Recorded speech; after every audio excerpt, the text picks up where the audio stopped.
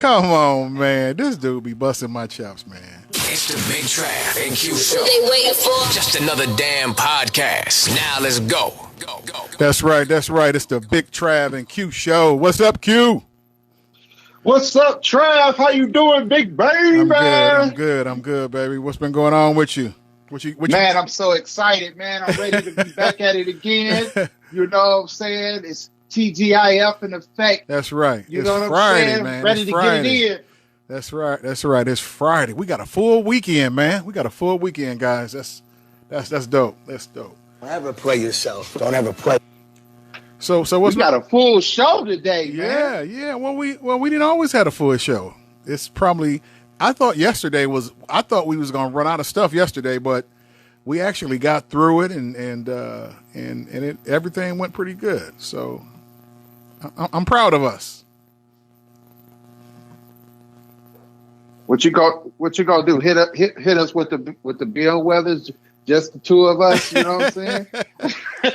Well, unfortunately, one thing that I made sure of before we even got the podcast off the ground is that we can't play no copyrighted music, man. I don't want to risk getting kicked off, man. Going live and staying on the full 2 hours is way too important to me. So now today, when we get Vintage on, my plan is to play her song. Hopefully it's not copywritten and we can play a sample of that. So are you looking at the screen? I sure am. Hey guys, if you guys was ever wondering what my co-host looked like, his picture is at the bottom of the screen. You like it? You was wondering what pic that I taught. I'm sorry. Yes, I do like it. I do like it. Let's give him an applause for finally seeing Q. For finally seeing Q. An applause. Let me take a look at it. Oh my God, that's awesome, man. That's awesome. Go ahead, man. I'm ready. I like the pictures that you posted on our page, by the way. Go ahead before we get started, man. Why don't you give our viewers our handle pages and stuff like that? Just okay. For everybody just tuning in. Okay. Okay. Listen, all of our handles is Big Trav and Q Show, Instagram at Big Trav and Q, Twitter.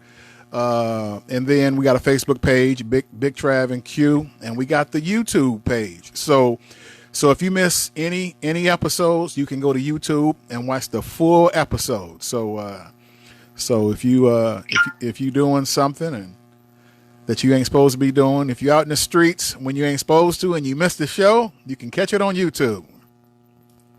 Hey man, I'm really feeling that red you got on, man. That's nice. For sure. Blood in the building. Yeah. So what we're going to be talking today? What we're going to be talking about today on the show? Okay. We got a few things to talk about, man. We got we're going to talk about Tiffany Haddish. Got a new single out. I didn't even prep you for that, but hopefully you seen it. Okay. WrestleMania. You mentioned WrestleMania the other day. They doing WrestleMania 36 on Saturday. They're gonna do it without people. A lot of drama behind that. So yeah, stay tuned. yeah. There's a lot of drama going on with that. So stay tuned. We'll hear our thoughts on that one. Exactly. And all week we've been previewing the Instagram battles that Timberland and Swiss Beats been putting on. And check this out. On Sunday, they doing Teddy Riley versus Babyface and L.A. Reid. Are you kidding me, man? So we're going to talk about that. And then we're going to talk about we got a couple birthdays, and we'll start things off with that. We're gonna talk about the new guidelines that the government is putting out. They gave some instructions to do things one way, and then they flipped it, and it's something else now.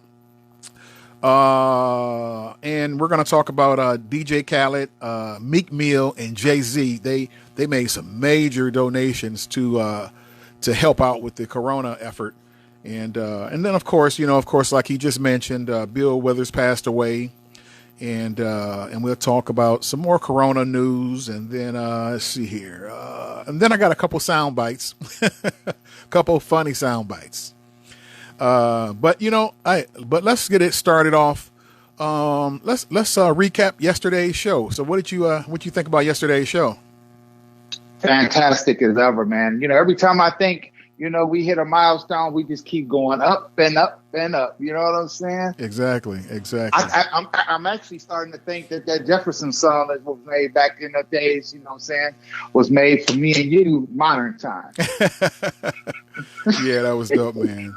Yeah, we did, but yeah, we're here now, and of course we got the producer battle. We're going to be doing the Instagram battle. We're going to recap or dig a little deeper for through the Scott Storch and Manny Fresh beat. I actually I tuned in to Ebro in the morning. Ebro in the morning, they done a recap of Scott Storch and Manny Fresh, and it was dope.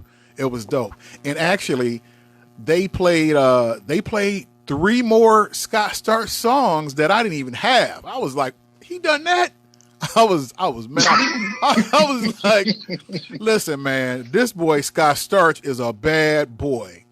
I also just seen an interview. I seen a second interview with Ebro, and they were just interviewing him because he been away for a minute on drugs. He was hooked on drugs, and he done a rehab. He blew like $100 million, and now he back in the game. And so Ebro was interviewing him, and I didn't know he started with Dr. Dre. He's one of Dr. Dre's disciples. Yeah, I didn't know that, man. That was interesting to find out, man. He said Dr. Dre kind of laid out the groundwork of producing. Of course, Scott Storch, he started with the roots. He's from Philadelphia. He got a story, man. I mean, he's probably got the deepest story out of all the Instagram battle people that we covered this week. And but I tell you what, let's get right into it.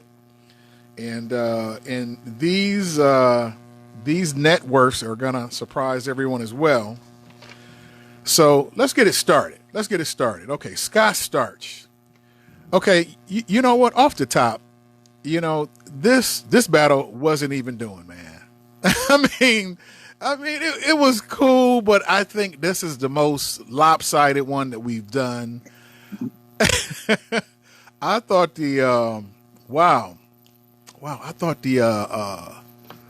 what was the one we done yesterday? Oh, Hit Boy. I thought the Hit Boy and Boy Wonder one was lopsided, man, but this is really lopsided, man. How lopsided was it? It was pretty bad. They could have put Scott Storch up with somebody else. I would have loved to see Scott Storch up against no. I think he right there. He probably would have done good against Pharrell, maybe not. But you know what? Let me get started on Scott Storch. Okay, Blow Your Mind by Eve and Gwen Stefani. Do you remember that? Come on, man. Stop playing with me. Fire track. Just a Little Bit by 50 Cent. Oh, that's my track right there. Did you know he done that? Yeah. Candy Shop by 50 Cent. No, did not know that. Wow, yeah, that was one of his biggest hits. Here you go. You ready for this one? Man? I'm ready. This was probably the number one. This was probably his number one, man. Lean Back by Fat Joe and the Terror Squad. Are you kidding me? Lean Back. Yo, was you leaning back then, man? Oh yeah, 04, for sure. Was you rocking the pink on back then? I was lean back. I was doing the little limp walk with it and everything, man. I was with it. lean back. I was in the party. I was with 2 or 3 other cats, and we all leaning back at the same time on cue together. Busta Rhymes, Break Your Neck. You familiar? You remember that? I actually Come on, man. I thought Dr. Dre done that beat, man. Dang, I was surprised. You ready for this one? I'm ready for this one? I'm ready for it. This song probably got the most familiar piano keys in any song that we've ever heard. Still Dre. Wow. Yeah, Still Dre, boy. Oh man, those piano keys in that song is just so dope, man. Family Affair, Mary J. Blige. Wow. Woo. I didn't know he done that. Let's get it started. Manny Fresh, dog. It's like it's over, dog, for real. Naughty by Beyonce. Number 2 billboards. Are you kidding me, man? You gotta be kidding me, man. I'm not kidding you. Run It by Chris Brown. Run It. Number 1 billboard, man. Oh man, he killing Manny already. You ready? You ready for why did you start out with Sky Storage Force?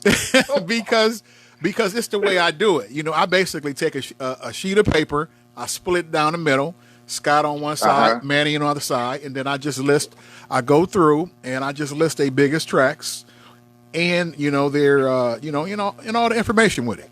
Okay, Cry Me a River, Justin Timberlake. Woo!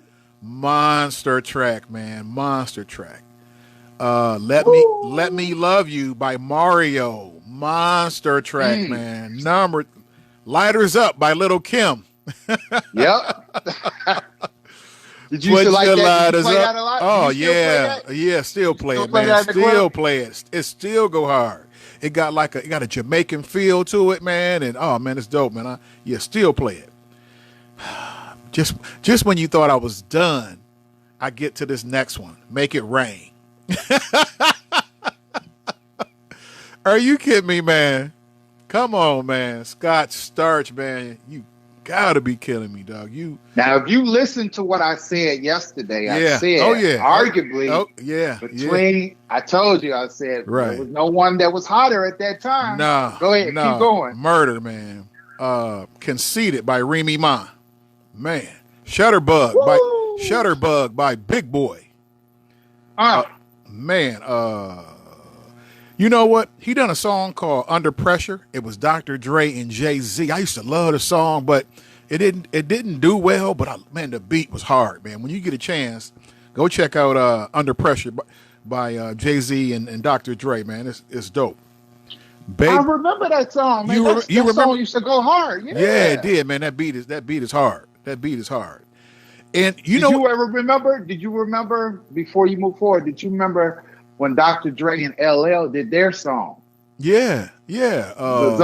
Phone Tap, wasn't it? Wasn't it Phone Tap? Yeah, you can move on, sir. It was Phone Tap. Okay.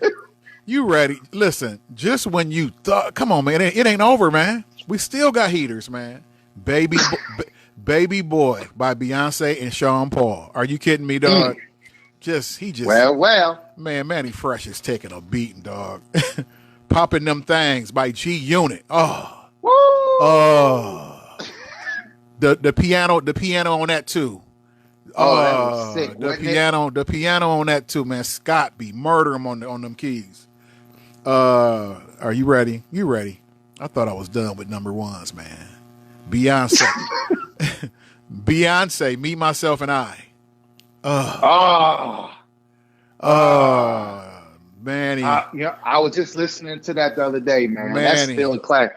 Do you think that's one of her most least slept, celebrated songs? People that don't really reckon when they think of Beyonce, do you really think that people really, think of that song as being like a classic song? You know what? I got an opinion about this, man. To me, this is just my opinion, man. Beyonce has never done a whack song to me. I have never heard anything that Beyonce is on and was like, I don't like that. I mean, I ain't never heard anything where I was like, I don't know. No. Everything. You being biased? No. That is my true opinion, my DJ opinion. It's one of those deals. Like I get music every Tuesday. As a DJ. I get music. And Beyonce is one of the few artists when you get a Beyonce song, you don't even have to preview it, man. You just play it. I mean, I got that. That's high praise. Yeah, right there. Yeah, you just play it, man. You know it's gonna be fire. So you basically saying, like when Puffy said back in the day when he labeled his album just push play. So you just like that with Beyonce then? Just like that, just push play. I said that about that. I said that about that Above the Rim soundtrack the other day too. I told you that Above the Rim soundtrack. You just put it on. No whack songs on there. No whack songs. No whack songs on Above the Rim, man. You just put it on and you listen to it from front to back. Okay. Okay. Here we go. Okay. Oh, you ready for this one? I'm ready. While We Thug by Ice Cube. Yeah. Yeah. Oh, he murdered him on that, man. Oh, that was nice. And you know what? I remember back in the day, Cash Money had a song called "You Didn't Know." You ain't know. Oh, I used to love that song, man. He done that as well. He done that, man. Oh, listen. You know what? I just read off my DJ playlist, man. I mean, I could rock a party to this playlist like right now. Yeah. Scott Storch, man. You know what? Let me do I gotta do Manny Fresh? Yes, man. Come on. Quit playing. Do that, man. You never know, man. He may be listening to us right now. He's gonna be like, "What are you doing, man?" No. Manny, you know what? I was online. I researched, all the feedback and what everybody was saying. I seen all the comments on the battle, and Scott Storch he's just storched his ass. Okay. I'm sorry, he torched his ass. Okay, here we go. Manny Fresh. I'm just gonna rank. Back that ass up. Back that ass up. Okay. There you go. There you go. I will say he in the game. He in the game. I will say this. Back that ass up is probably as big as any of them songs. Would you agree? Back that ass up. It was probably as big a song as any of the songs on Scott Storch's side. You agree or no? Yes, I would have to say so. Because, see, I'm going back to when that song came out, and I remember how it just took over the airwaves. It was in the clubs. You couldn't go nowhere without hearing that song, man. Juvie was on fire back then. Now, back that ass up. Remember, I was talking about the songs. I think we was talking about Yeah and Single Ladies. I was debating whether or which one I play the most. Back that ass probably would go in that category. I think I play that every party, no matter what it is. Black, white, younger, older. Well, I won't say older, but I do have women out there with their Geritol on. But I got the clean version. I got the clean version. Back that thing up. Okay. Okay, here we go. Bling bling. Bling bling was hot. Bling bling. That went hard. Was you a bling bling fan? Was you running around talking about bling bling? I was watching them. Do their thing. Number one stunner. Okay. So he keeping it in the count then, basically. So far. Okay. Still Fly. Oh, I still play that. That's still in my rotation. What about Real Big? House real big. Car real big. Yeah, that was tight. Get your roll on. Everybody get your roll on. Everybody. Now that used to go hard. It did. It went hard. It went hard. Go DJ. That's my DJ. Now that was big too. Ooh. That was big too. that was fire. That's when I was looking at Wayne like, okay, he had my one eyebrow on him being. Okay, Manny Fresh. Go DJ is keeping you in there a little bit. Young Jay-Z. And then what? What? And then what? Okay. I Need a Hot Girl. That went hard, man. I Need a Hot. Okay. That went hard. Okay. Juvenile. I Got That Fire. Okay. Juvenile. Bounce Back. Okay. Oh, you remember BG song? Cash Money is an Army. Yep. That went hard on the low tip. That was one of those hole in the wall, grindy Lions Den. Y'all remember the Lions Den? That was one of those Lions Dens cuts, man. I wonder what our viewers are thinking about when you said, because you went so high with Manny Fresh. Now it's like you're kind of taking the dilt a little bit. But go ahead. Well, that's because his catalog ain't as wow as Scott Storch's is. Set It Off by Juvenile. I set it off in this mother. That went hard too. You gotta be a Cash Money Juvenile fan to really love that. Big Things Poppin' by T.I. Okay. Yeah, Yep. that went hard. Project Chick. Remember Project Chick? Yep, Yeah. I remember Project Chick. Project Chick. Remember Top Back Remix, T.I. and Jeezy. Oh, man. Ooh, okay. Oh, fire. The block is hot. The block is hot. Cash Money Millionaires. Okay. Y'all remember Mama Got a Ass by Juvenile? You don't remember Mama Got a Ass? Don't make me play it. Woo. All right, carry on, soldier. Slim Thug and Jeezy, Diamonds. That was dope. Do you even remember it? Oh man, that was dope. When you get a chance, write it down. Look at it. You like, I ain't never heard of that one. Oh no. Listen, write that down. Diamonds. I'm gonna write it down. Slim Thug and Jeezy, and watch you come back to me like, I missed that.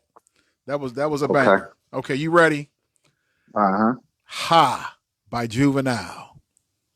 Yep, I remember that one. Oh yeah, that was fire. That was a big track too, man. That's it on Manny Fresh. That's it. And we don't. That was it. You know what? He has some good tracks. He has some good tracks, man. But Scott Storch just is on fire, man. But here's the kicker. Here's the kicker. Scott Storch, all of those hits, no Grammys. Manny Fresh, no Grammys. But Scott Storch was nominated 3 times. Manny Fresh was nominated once. And I just got some side notes. Scott Storch. I did just find out on the Ebro interview this morning that he was on drugs real bad. He talked about being on drugs real bad, and he said he had a real expensive habit. He said he was buying like 6 cars at a time. He said he would go out and party, and he would buy his friends cars and houses, and he said he was just blowing money. And he said he looked up, and then he didn't have no money. So he had to file bankruptcy in 2015, and his net worth right now is just $100,000. All of those hits. I don't think his royalty game was set up right. What you think? I'm still like, whoo. Yeah, I meant his net worth ain't even in the M's, man. Are you serious, man? How you gonna produce Cry Me a River and Lean Back and Naughty, Baby Boy, Me, Myself, and I, and your net worth is only 100,000. He could have sold his catalog. That's what Montel Jordan done. If you guys didn't know, Montel Jordan, he do not own This Is How We Do It. He sold it to pay back the IRS. So he don't own the rights to it. I guess the IRS owns it, but he sold Montel Jordan do not own This Is How We Do It. So that's how they came in and grabbed that song and said, "This is how we do it." Huh? This is how we take. This is how we do it. No, this is how we take it. Right. But I'm happy to report that Manny Fresh has a net income of $18 million. So okay. So in the end, yeah, somebody's high them, huh? Yeah. The moral of this story is money wins all the time. Okay. Right. All right. Okay. All right. Let's cross that off here. What's going on? It's your man, Big Trav, and that is my co-host. Q, baby. Q. Station identification. It's the Big Trav and Q show. They waiting for just another damn podcast. Now let's go. Go. One more thing I forgot to tell the viewers is that we got an interview coming up. You wanna expand on that a little bit more? Sure do. What you gonna say? Do what? What are you gonna say? No, I wanted you to tell the viewers about our interview. I said you want to expand. I know what you want me to say, but what were you gonna say? No, that was it. You say. Listen, I'm so excited, man, for Vintage Q. She's going to be calling in a few minutes, man. I'm really, really excited about interviewing her. I think she's going to really give us some good jewels about what she's been doing and who she is and why the viewers need to stay tuned and listen to her, and why they need to start peeping her out. Stop playing with guys. I did hear the single. She is fire. Yes. So what we want to do here on the Big Trav and Q Show, we don't want people just to think that we have our particular favorites and things like that. We're going to give you across the globe different types of variety of perspectives of music. We'll probably even do some film. We're going to be doing everything. Yeah. So, we're going to be we're going to be listening to the youth and letting y'all get a good perspective of why they're doing their thing. You know what I'm saying? So stay tuned. She should be giving us a call in a few minutes. Okay. I look forward to that call. And that track. What did you think when you first saw her video? Well, I enjoyed the video. Man, she can spit. I mean, man, she can rap, people are going to be really, really shocked. Maybe some of you, I don't know if you know, but she is the daughter of somebody pretty kind of famous. So we'll see. Okay. And you don't want to give me a clue? Stay tuned. Okay. Maybe we can get her to tell us. So, okay, all right. Moving right along. I wonder can I play any of this? Did you hear about Tiffany Haddish song? Did you hear about it? No. You didn't hear about her song. Okay, there she is. Got her calling in. Here's our interview. Okay. Let's go. Okay.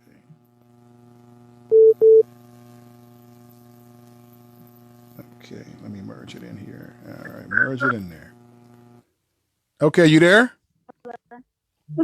You there? Yeah, how are you? Oh, pretty good. How are you? I'm good. Q? Yeah. I'm here. What's that? No, let's make the distinction here, Trav. He's vintage Q. I'm just little Q. I'm just low one on the totem pole. Well, I tell you How what. are you doing? Oh, good to hear. It's good to hear you. Thank you. Welcome to the show. Hi, I'm doing good. So we were just talking about your video and everything. So before we go forward, why don't you just give our listeners a little bit about you, who you are, and then we'll go from there. Okay, so what's up, y'all? I'm Vintage Q. I'm 24 years old. My mother and my aunt is boss. They came out like in the 1990s ish, and I redid their video. They had the video deeper, and I just did my freestyle video. It's called Plug, and then in the video they put some footage from them in their video deeper from back in the day.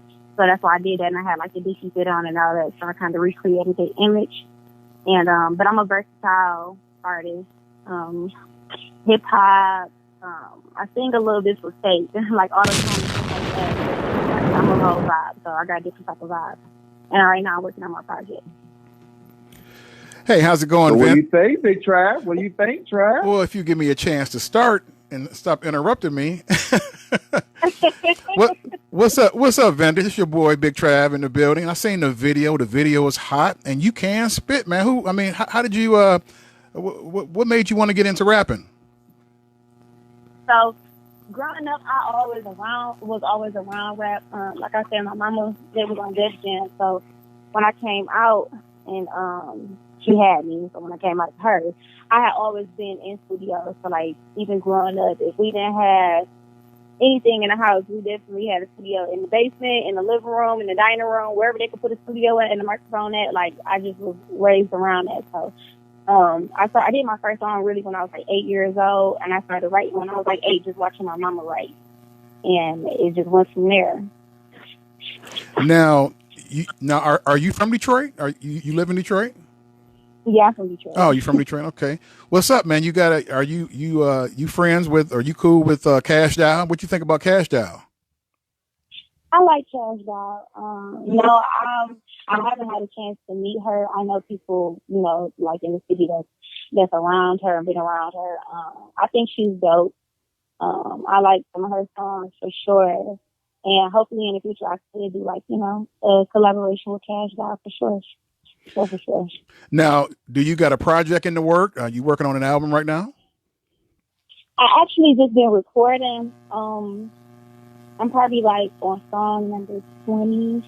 I had quit rapping when I was younger, and then I do hair too, so I had a hair salon, and my business got closed down. So when my business got closed down, my mama had told me, like, can you just do this little challenge? It was like the Thought Box challenge that was on Instagram. Hitmaker was looking for a female artist, so I ended up doing that, and it kind of went, it got around in the city, and everybody was reposting like, dang, can Q really rap? You know what I'm saying? So that's what really got me back into it when I had my business closing.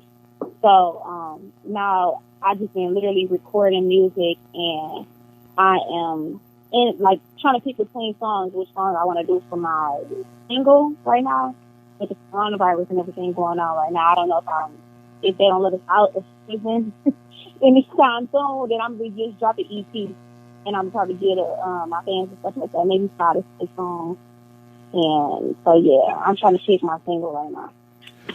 Should we expect any features on it, like Sada Baby or T Grizzly? I've been talking to a lot of people in the city. I know a couple of artists, like I know Kid and, like Bria, Leslie, and different artists in the city. And right now I was just trying to catch my vibe, since I had started back doing music in September. And it's a couple of people that I'm cool with, and maybe females I done did their hair before and everything like that. So I definitely plan on doing some work with some people in the city. Who right now, I'm not really sure. I just know it's a couple of people like Bria, that's my homegirl. I do want her on there. Me and Kid was supposed to be getting ready to do a song sooner or later. And then as far as Sada, I'm cool with like his managers and all the people around him. So hopefully, we end up doing a song together. That is somebody I want to work with in the city. When I heard the beat from Plug, that's who I thought of. I said, man, that's a Sada Baby beat, man.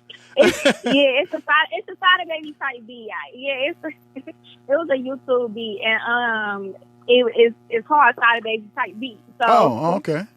Yeah, so that was his vibe, and then like I said, I wanted to do some type of freestyle first and drop it with a Detroit vibe, you know what I'm saying, right, before I get into all my different type of vibes, because when people go back and they look on it, I do want them to get that Detroit style, because like I said, I don't really think my music that I make is, it's kind of like everywhere. Like I can take you to Miami with my vibes, I can take you like on like the weekend, and he's a great artist, like, so my vibes is just kind of everywhere. I just make music, according to how I'm feeling that day, so.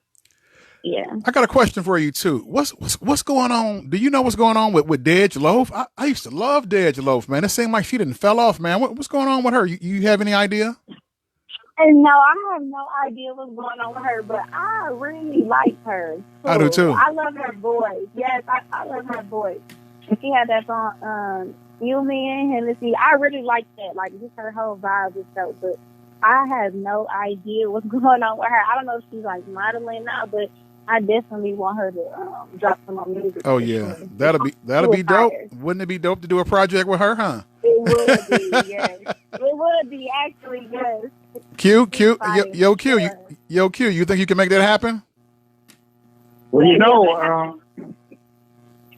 I actually booked her for a show in Minnesota in 2016. So yeah, I mean, you never know. You gotta, man. You gotta hook Vantage up, man. You gotta hook her up. It was her and TMB Rock. I did them because at the time, Meek Mills was. We initially had Meek Mills, and then Meek Mills unfortunately had to go. He had to go back to jail. So we was like, well, what are we gonna do? How are we gonna? So we ended up doing Dej Loaf and TMB Rock, and back in Minnesota. So shout out to the Twin Cities. Showed us love. We went in there and rocked out. So that was my only collaboration with her. But she was a great professional. She came in and the crowd was crazy over her. Okay, that's what's up. That's what's up. I tell you what, Vintage, go ahead, Vintage Q, go ahead and give out all your social media handles and let everybody know how they can get hold of you. So y'all can follow me on Instagram at Vintage Q, VINTAGE_QUE. My TikTok, which I just made my TikTok the other day, and y'all can follow me on TikTok at Vintage_QUE, and my Twitter is it's Vintage Q. And my link is in my bio for my plug video on my Instagram page. It's on YouTube, and it's what was the inspiration behind your video? Didn't mean to cut you off, but what's the inspiration behind your video? So basically, I recreated originally they wanted me to do the deeper beat, and I didn't really care for the deeper beat, so I wanted to so snippets. I know, and that's what Mom and them was saying, like, you don't like the beat. Don't listen to him. Don't listen to him. That Sada type beat, that was dope, man. That was what was up, man. No, you was good. You was good. But it was like I had literally was sitting there in my room, like, just playing over and over again. I'm looking like, okay, all right, I'm trying to vibe to it. But I'm looking like, okay, well, even if I do something that's more of a Detroit feel, because they are two, women that was signed out of Detroit. So I ended up picking a Sada Baby type beat or whatever, because I'm like, I just want to look up some type of Detroit beat, you know what I'm saying, like that hard. So, and then I was just going to take some of the snippets from the video and recreate their image. So it was myself, and I had on the Dickie Fit with Timberland's on. Dope. That was dope. Like that was dope. That was dope. I told my homegirls, well, like, instead of us, you know what I'm saying, be on Instagram and me dropping my first video and it's, that type of image, I'm like, they're not going to expect me to be in a Dickie Fit. So when I dropped it and they see me in the Dickie Fit, they're like, why you know what I'm saying? Why you got on the Dickie Fit? I mean, it's hard, but you know what I'm saying? Then it just all connected with my mom and my aunt, image. So the inspiration behind that was just like, I want people to know that I can spit. So before I even drop all these songs and they hear like my different type of vibes, I want them to know like, oh no, she can spit, you know what I'm saying? So I did that, and then I put some of the deeper video in there, and they, you know what I'm saying, kind of took two and two together, like where I really come from. I came from them, you know what I'm saying? That's why I'm even doing music again, because of them, That video. Do you feel like any pressure? Because I see now with these loving hip hop shows and growing up hip hop, especially with all these, taking the next step to what their parents used to be. Do you see yourself sitting in that Ram, A, and B? Do you see yourself feeling any pressure on you? Coming from a legendary background with your mom. I feel like no, I don't really feel like it's pressure. I just want to make my mama proud for sure. And like I said, they can really spit. So I just want people to just get my story. You know what I'm saying? Like where I came from, and just like the understanding of me. I feel like when people start to get to know vintage, like me as a whole, and like my background and where I came from, like I'm pretty sure people gonna love me. You know what I'm saying? But as far as the pressure, no, my mom and them, they like more so excited that I even put my foot back in it. And when I record, like they there, like every song I record, they want to hear it. They want me to sing to them. They want to sit there and, you know what I'm saying? So I'm just more so happy that I decided to do this, you know what I'm saying? To be able to live up to something that they already started. And I just want to take it further. Okay. I got one more question for you here. This is the big one. Did your mom write your lyrics, or did you write your lyrics? No, I write all myself. Oh man. Okay. Okay. Listen. Do you think that really matters now in today's modern world of hip hop? I don't. You know what? I don't. You know what? The end result matters to me, and I want to tell you, Vintage, don't be afraid to let people write for you, because that's your team. That's all a part of your team. And if your team can get you a hit record, do what you got to do. Because. Listen, I didn't wrote raps before, and I wrote them with my boys in the room, and I would say a line to them, and they would go, this and this sounds better. And then I would throw that in there. So that's a little help, but I still wrote it, but my team helped out, so I don't see nothing wrong with that at all, Yeah, I don't feel like there's nothing wrong with it. The people who just have just writers, just strictly writers, it's people out here that just write because they might not have an image, you know what I'm saying, or they may not have a look. So I don't ever knock nobody with that, but I definitely like write my own stuff. What I do, you know what I'm saying, like right now, because my mom is like a co-writer, and my brother writes too. Like we all just write, like we just literally all just do music, like in my family. Right. So I would like rap some of my songs, or I go to the studio. And my mama might push my word or something like that. You know what I'm saying? Like, right. No, like, you say it like this, that might hit harder. Right. Like, okay, then, you know what I'm saying? So, okay. All right. Constructive criticism. But and like a little help if I do, because I know like literally them 20 songs, like I done wrote them all, you know what I'm saying? There's like 2 songs I done to my mom, and she like, you know, you could change this word, or this might sound sweeter, or what if you put it in this perspective? So she can kind of change my outlook on certain songs and stuff like that. And I'm like, well, damn, I can go deeper if I go this route. Right. You know what I'm saying? So it's always good. I would never like knock nobody for that, because I definitely know the more and more and the bigger you get, the more songs you gotta drop, and you gotta drop these albums and these tapes, and right. you know what I'm saying? You're gonna need help, because you might get writer's block. You know what I'm saying? Exactly. So, you got to do 20 songs. So I don't have no problem. Right. They up to like 20 songs on an album, man. You need a little bit of help, man. But yeah, you gonna need some type of 20 songs, that's a lot, man.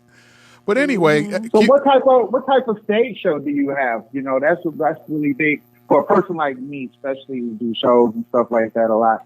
I'm always looking to see, you know, what your stage is like. When you have your consumers that are piling in and they're saying, "Hey, I want to come see Vintage Q," what can they expect to see a show from yourself? I'm a true performer. So like I have a dance team behind me. So I have 10 female dancers, 10 male dancers. My inspiration for like stage performances is like Missy Elliott, Beyonce, you know, because I dance. I do hip hop and modern dance. I've been dancing since I was literally in the 4th grade. I went to Catholic high school, and I danced all through high school, and I danced a little bit in college. So I dance.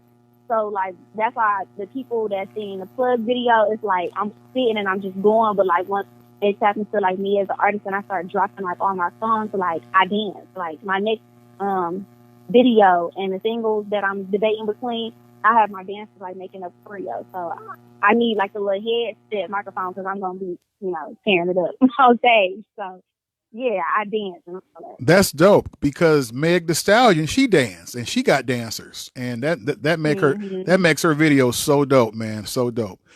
Okay, Q, you got any last questions for her? Just one last question. What's your view of the landscape of females in the game right now? You know, you obviously got your Megan Thee Stallion, that my partner just alluded to, Cardi B, Nicki Minaj. What do you see the landscape of women performers right now in the rap industry? I feel like one of my favorite female artists is Nicki, and I really like Cardi. I love all my female rappers, but I like more so the women who tell stories. You know what I'm saying? That makes sense. Like I like the truth. Like even like with my music, like I rap and I tell stories and things like that. Like just deep. I think that a lot of women, like even with my image, like I'm like real big on like keeping my clothes on. Like, and they gonna be able to see that too. Like I don't like, you know, the booty out and the boobs out. I feel like it's okay to be sexy, but like not too sexy or like super revealing. You know what I'm saying? I feel like a lot of women nowadays, and my message that I want to like send to my fans, like me progressing as a female artist, is like it's okay to be like covered, and it's okay to sit and just still get that respect and have that respect for yourself. Not knocking like Meg Thee Stallion and stuff like that, because that's what she likes to do. But like me personally, I just feel like I want to see more females like rapping and telling their story. Like, you know what I'm saying? Like what they went through, like relatable stories.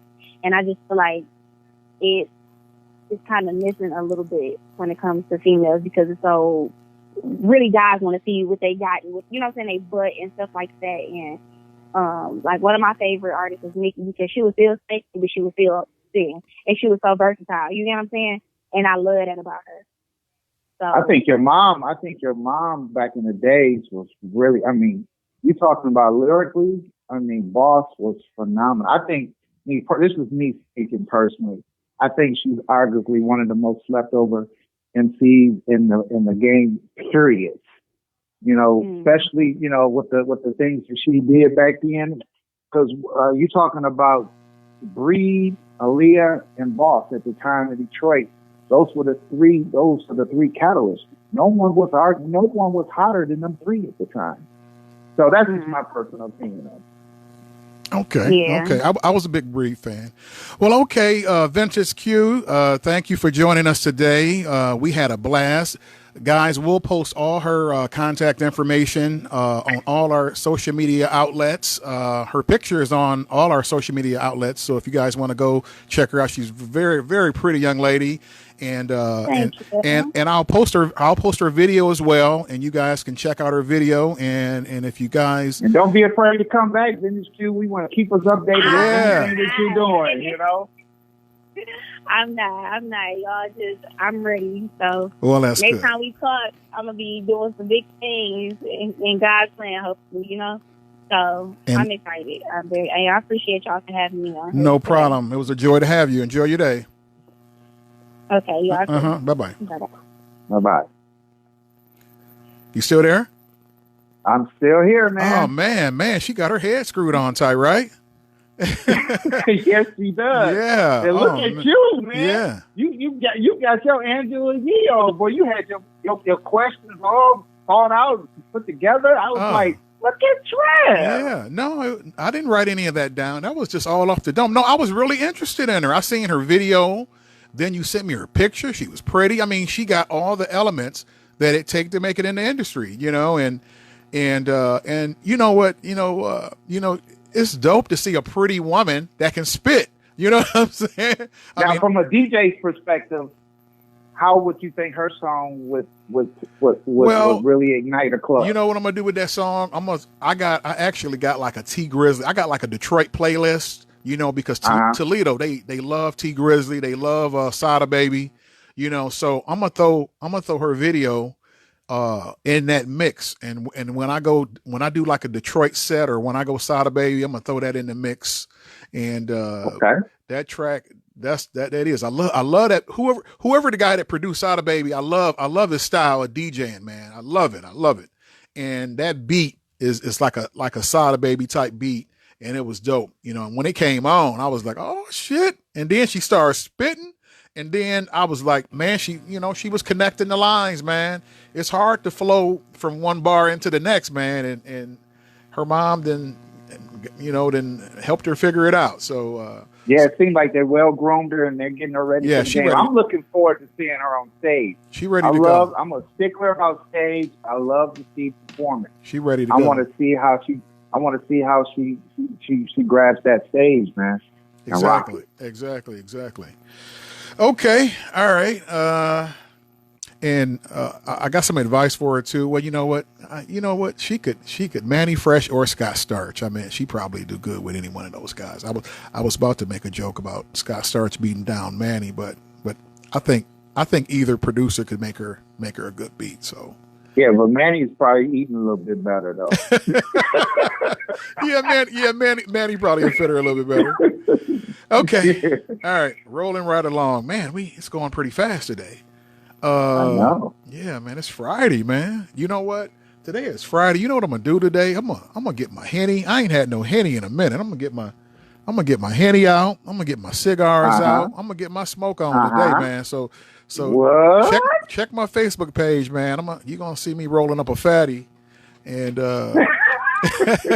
and drinking some hen today, man. I'm in a good mood, man. Okay. I'm gonna probably watch the fish that say Pittsburgh. I put that in my my watch list on Prime Video. I put that in there. I haven't seen. You never seen it before? Yeah, I've seen it before with Dr. J in it. Yeah, I've seen it. I probably haven't seen it in about maybe 10, 15 years. So all of that stuff that we talked about all this week, all those movies, I need a refresher in all those movies because I haven't seen them in a while, and it would be great to see those again. So I know. But anyway, back to Tiffany Haddish.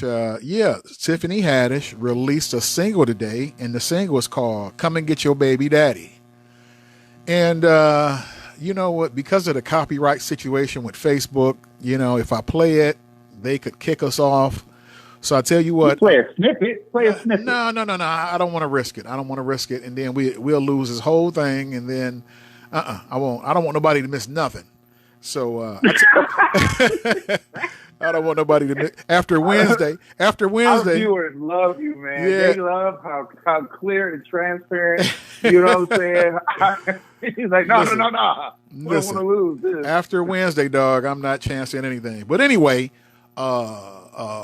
back to Vintage Q. We'll have, like I said, I'll have the video, all her information on all our social media. And Tiffany Haddish is Come and Get Your Baby Daddy. We'll have that on all our pages as well. Because you didn't hear it, well, I liked it. It's kind of satirical, kind of whimsical. She's making fun. It's kind of a funny type track, but I'm surprised at her rapping skills, man. She can lightweight rap. Somebody could have wrote it, but I liked it, man. I liked it. I tell you what, you know what? All right, let me see here. I'm gonna play a little bit, okay? Let's cross our fingers and play. We don't get kicked off. Come and get your baby daddy. Come and get your baby daddy. He won't call me. Come and get your baby daddy. Come and get your baby daddy. Okay, that's enough of that. Come and get your baby daddy.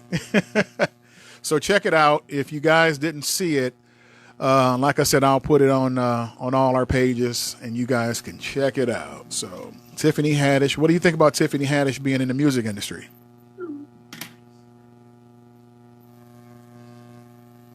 Hello? Yo. I'm listening to you. I can't hear it, but I'm listening for you. Okay, you listen to it. Okay, all right. Where my Jeopardy music at? I need to be playing the Jeopardy music right now. So what you think? I think it's Doc. I think that I'm looking at the picture of you on the screen, man. That's a good picture of you, man. Well, what think you, sir? You thought I was going to pick one of your Army pictures? There you go. You know what? I went through your pictures, and I seen the picture with T-Pain. Let's go back. I seen the pictures with Usher. Oh my God, you was about 100 pounds. I seen the pictures with Usher. That's when I was starting out in the game, man. That's when I was starting out. I mean, well, folks, basically, when you talk about the Usher, Redman, and all those things, that's when I started out. I was actually doing like street team stuff back in the days, and then slowly but surely just catapulted on up. So yeah, that particular show was Usher, Monica, and Immature. Oh wow, where was it at? It was in Detroit. It was at the Fox.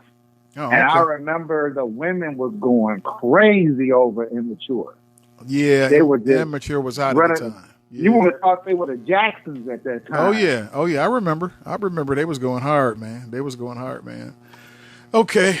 Moving right along. Okay, you mentioned WrestleMania the other day, and this starting tomorrow and Sunday, WrestleMania 36. No fans. They're not going to have any fans. They're just going to perform. Some of the brand names that's showing up for it is Brock Lesnar, John Cena, The Undertaker, Goldberg. Goldberg was my dude back in the day, man. Where my Goldberg fans at? And Randy Orton. So it's going to be at the training center in Orlando, Florida, 7 p.m. You can catch it on the WWE Network. They got an app. You can download the app on the stick or on Roku, and you can watch it for free. You can get the app. It's $9.99 a month, but they giving you 1 month free. So you can sign up for it, watch WrestleMania 36 this weekend for free, and then you can terminate it. So that's probably what I'm gonna do. So. Cause I got enough streaming services, man. I mean, I think I got at least 10 streaming services, and I still don't have Hulu, Apple TV, and what was the other one you mentioned? You mentioned another one. I don't know. There's so many of them, but I refuse to do that. I don't have HBO. I don't have Showtime, but I got all the other ones. So, okay, moving right along. You know what, man? It's Friday and Saturday. I've been cooped up in the house for the last 3 weekends, man. This is really getting old, man. So, man, I'm trust me. Tell me about it. I'm ready to have a party, man, for real. You guys ready to have a party? You guys tired of being cooped up, man? But at the same time, I want to stay alive too. I want to stay alive, man. For real. Did you see what the guy last week got? He was throwing a party and he got arrested for that, for throwing a party for over, because it was over 60 people were there or something like that, and they came to his home. No. Yeah, they cited him for it. Yeah, so did. I didn't see that, but I seen a video. It looked like it was in Brazil, Mexico, or somewhat. And the video, when it came on, it showed about 8 people like lounging out, like in the street in their chairs. And then all of a sudden, you see them jump up and run back to their houses. And then the police come up, and the police took their chairs and put them in the back of the truck and just drove off with their chairs, man. It's getting serious out there, man. And, you know, I'll say that lead into this. Okay, I got some sound bites. I'm going to get these sound bites off. This first sound bite is entitled, Dildos Are Not Essential. So this guy is, I guess he's out in front of an adult bookstore, protesting the adult bookstore being open during the corona situation. So this is what he said. They should not be selling non-essential items. If you go on the website, all the essential items are sold out. Until you restock and until you close this building, shut it down. Dildos are not essential items. Books for kids, yes, but dildos? No. So this guy, I don't know, for some reason or another, he was out in front of an adult bookstore protesting them selling dildos during the quarantine. So what do you think, man? Whew. Should you be allowed to get out and grab you a dildo? That just sounds funny. That's just a funny word, dildo. Hey, isn't that when Jay-Z say I'm a businessman, not a businessman? So, how many? If the guy wants to do what he wants to do. How many dildos do you own? You said what now? I said, how many dildos do you own? So we're gonna do this Charlemagne and DJ Envy thing now with dildos and stuff like. Come on, man. So are you gonna send me a cake with an ass on it? You know what I'm saying? Is that what you're gonna do with me? Listen, man. Don't be ashamed. I just asked you how many dildos you own, man. I mean, if it's 2 or 3, that's cool. I don't got no problem with a brother having a dildo, man.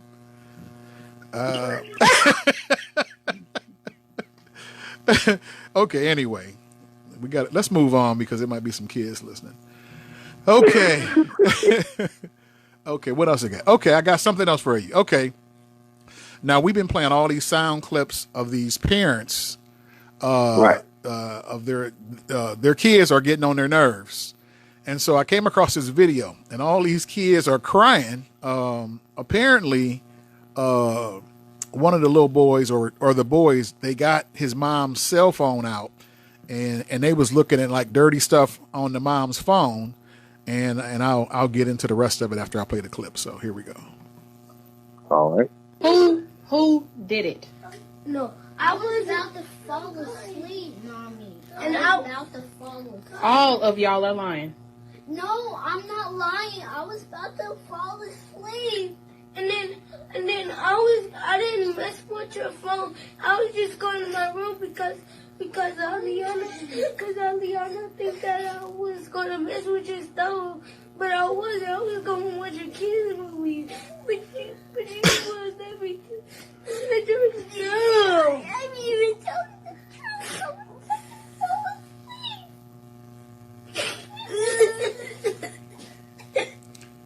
Okay, it's quite lengthy. I'm gonna turn it off right there. But what ended up happening was it's 3 kids. I'm watching the video. It's 3 kids, and like I said, they got into her phone and watched a dirty video or some dirty pictures, and at the end of the video, you know, she talked to all of them. Only and the two kids told on the one kid, and then the mom said, you know, one of them done it, but she said, all y'all getting a whooping. You agree with that, man? You agree with that? If you in a family, like I was from a family of 7, and if one person done it, all of us used to get it, man. You think that's right? Come on, man. I wasn't even near the window, dog. I wasn't even. I remember one time, my brother Terrence he was playing basketball in our bedroom, you know, all by himself, you know, and so I happened to go in there, you know, and I was I think I was looking for some comic books, and so as I was in there, Terrence broke the window, and so when my mom came in there, you know, she said she gonna say, when your dad get home, y'all getting a whooping. I was like, wait a minute, I didn't do nothing. So when my dad get home, my mama like Joe, get them all. She was like, Joe, get them all. I was like, wait a minute, dog. I need a lawyer, man, for real. Can I get a lawyer? Come on, man. I was like, wait a minute, mama. We got to take this to court, dog. What you think, man? If one kid do it, should everybody get it? I was told that when those things did occur, that they was basically giving you a whooping for the times they didn't catch you. So whenever you got a whooping for something, even if you didn't do it then, I was always told, well, we're getting you for what you didn't do last time, and we didn't catch you for. So I say that to say what? When you're the recipient of the whooping, you think that is not the move. You be like, no, that is not the move. But so you want me to take one? You want to make sure. So you want me to take one for the team? You get the right person. So I'm taking one. I'm taking one for the team. Taking one for the team, man. Oh no, solidarity. I don't agree. We listen. We want your opinion, man. If you in a family with a bunch of brothers and sisters, and one of your brothers and sisters break a window and they deserve a whooping, should everybody get a whooping, or should he just get a whooping? I know what everybody gonna say already, you know, but no. Well, of course, you want that one person to get a whooping, but when you come in there, you don't know who did it. Especially you say you one of 7. All y'all got to get it. Listen. I'm telling my mama. Okay, did anybody ever come clean? I hope my mama watching this. Mama, you was so wrong when Terrence broke the window, and I had to get a whooping too, man. That wasn't cool, mama. Do you ever talk to your parents about that? Oh yeah. We still, every time we get together, we bring up all that stuff, man. So yeah. No, you know what? I'm not really. You know what? I wasn't a bad kid. I think I only got like two whoopings when I was a kid. You know, I was a good kid. When you from a family of 7, I was in the middle. And so, like Terrence, my older brother, he was always getting whoopings. Man, he was always doing something. So I didn't get a chance to do nothing because Terrence was doing it all.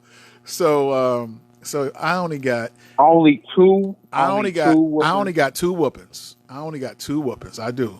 I only got 2 of them. Yep, believe it or not. I'm gonna have to little John you on that. No, seriously. Yep, I only got.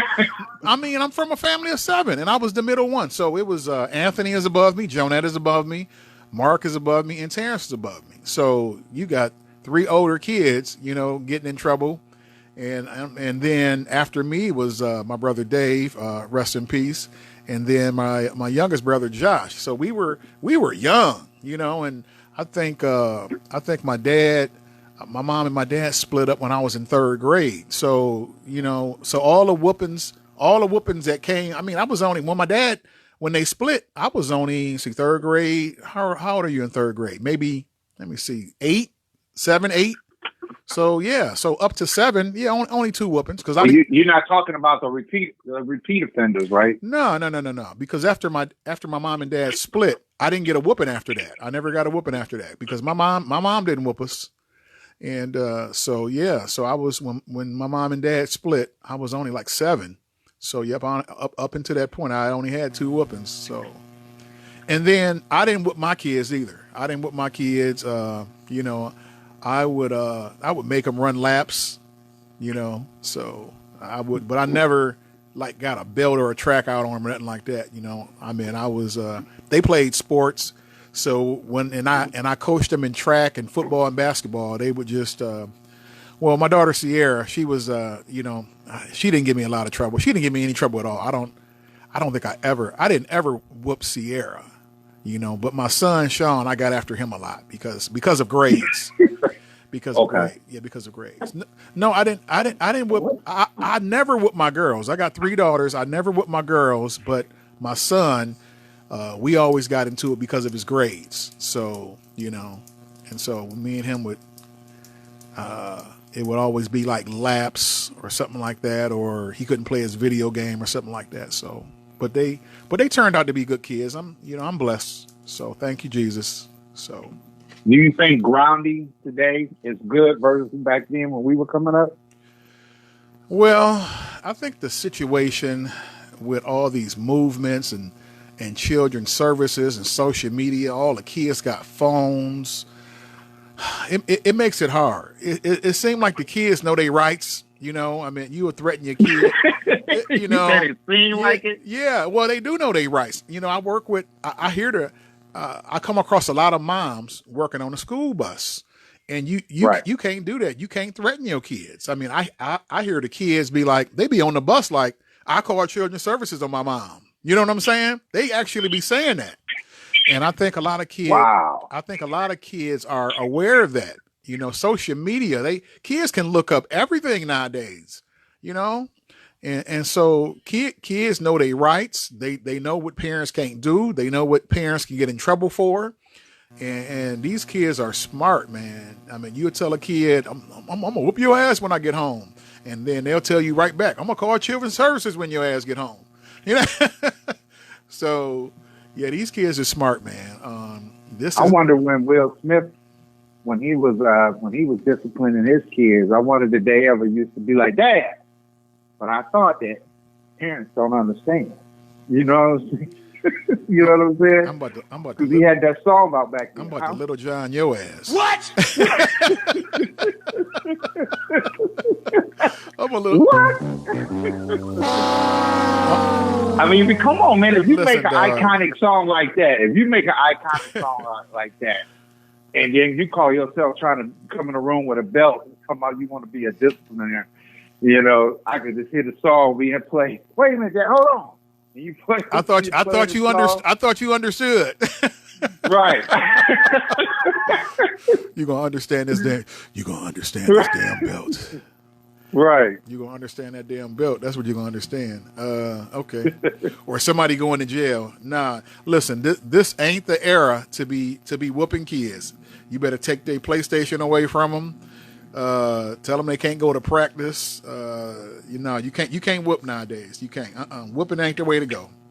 This show. What about the argument that people make that, well, I came from a home where I got beatings and whoopings and switches, and I turned out all right.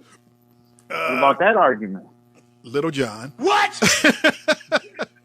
You gonna Little John me? What? I'm just saying what the what? Listen, the what was because you said you turned out okay, and I said, what? No, not me. I'm saying that I've heard that argument. Okay. That people would say, you know what I'm saying, that, you know, to make the argument that, you know, grounding versus being whooped, whoopings and stuff like that, people would say, hey, I turned out all right, and I used to get beat up. I used to get beat all the time, you know. So, and I'm just saying. And I think that if you say that, so something's wrong with you.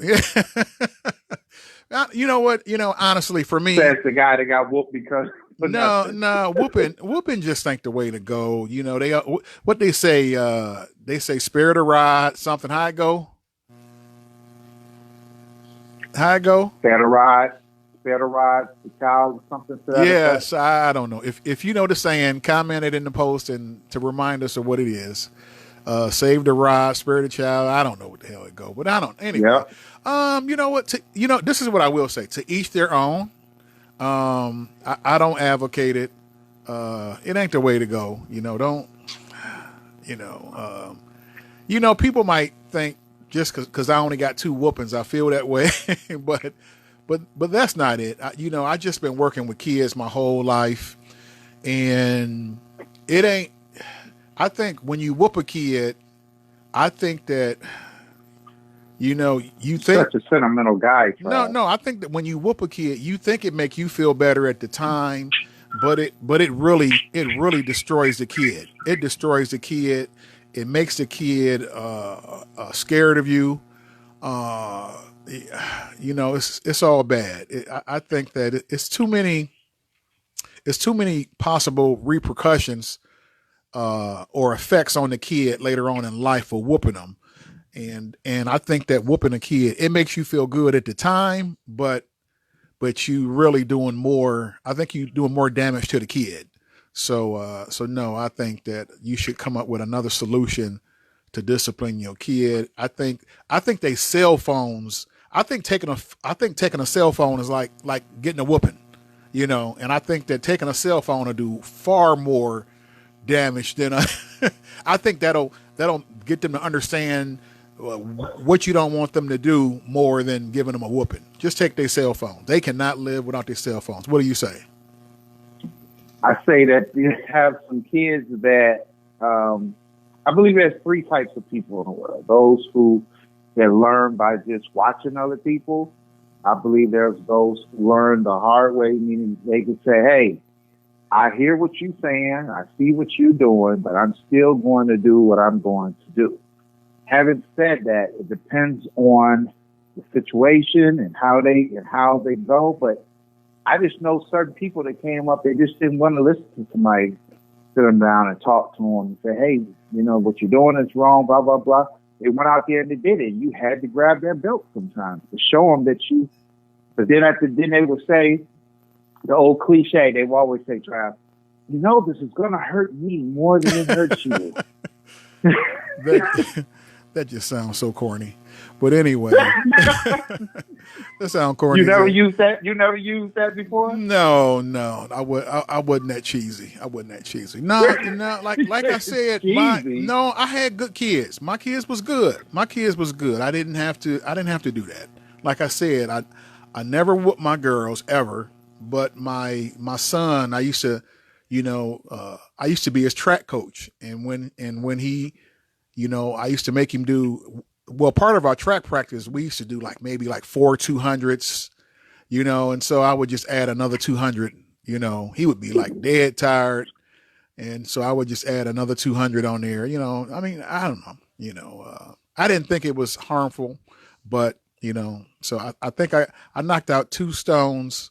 I think I knocked out 2 stones with one thing that I was trying to do. So I punished him. Pocket full of stones. Yeah, I knocked out 2 birds with 1 stone. By making him run an extra lap, he actually got some more work and he learned his lesson, hopefully. So, but I think he did because my son is a good kid, hard-working kid. He's a hard-working kid. He got a couple jobs. He got a son, my grandbaby Noah, and he really works hard. So shout out to my son. I used to call him Diggity, Sean Diggity. What's up, Sean Diggity? Yeah. So anyway, shout out to all my kids, Kiera, Sierra. Shout out to all you guys. Okay. All right. Let's move it on. Boy, we got way off track, man. Let me see here. We got way off track talking about whoopings. But anyway, I had a sound bite, so we had to explore it. Okay. All right. The producer battle on Sunday. Come on, man. Teddy Riley. Okay. Now, at first it started out Teddy Riley versus just Babyface. And then L.A. Reid wanted in on it too because he co-produced a lot of the songs that a lot of the baby. Wait a minute, marinate on that. What you just said. You said Teddy Riley versus Babyface. Exactly. 2 titans. Oh my God. 2 titans. Woo! 2 titans. That's like Barry Gordy versus Quincy Jones. Oh my God. You think we should take a look at that one day?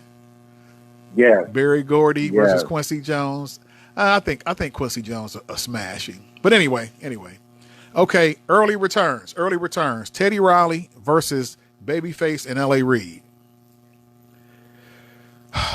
So it was a trifecta. No, the thing was, L.A. Reid wanted in on it too. He wanted to be a part of it too. Like, they're both going to be together on the Instagram Live versus Teddy Riley. But Teddy Riley said that against one.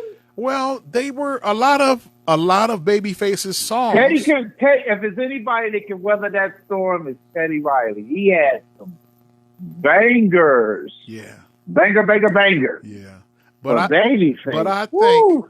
Listen, that's tough. I think no, not for me. I think Babyface, because if it's just a strictly producer battle, Teddy Riley got a chance. But if they include the stuff, you say what? If it's just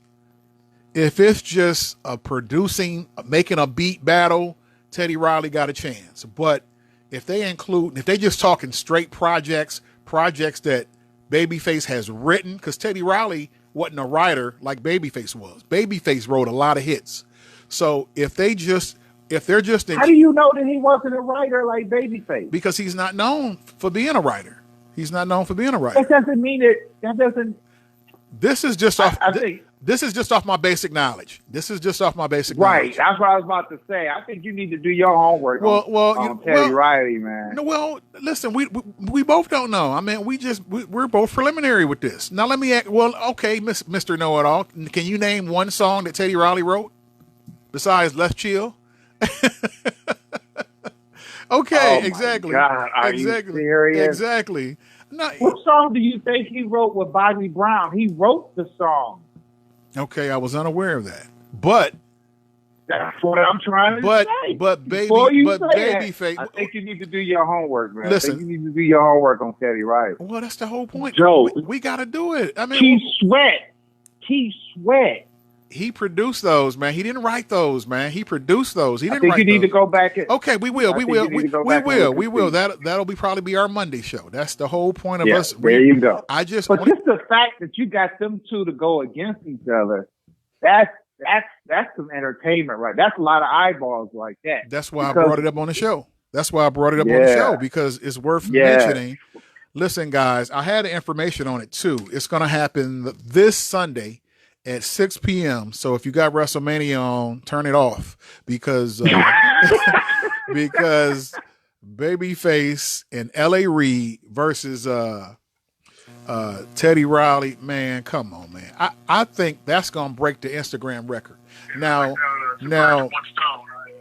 Now Taylor Swift had the Instagram record for most live views at one time.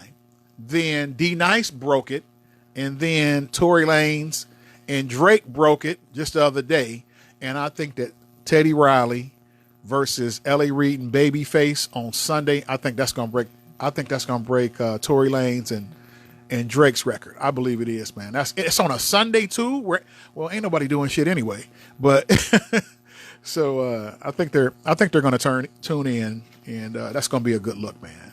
But my early return is that Babyface and L.A. Reid is going to win. That's my early return. What say you? You think Babyface going to win? Yes. You think? Now, let me ask. Okay, do you think he's going to win by a landslide, or do you think he's going to win by inches, or you think he's just going to like? No, it's going to be barely. It's going to be a landslide. It's going to be a landslide. It's going to be a landslide. I can't wait. I can't wait. I just pulled up his stuff. Well, I think you're going to be pleasantly surprised, man, when you do.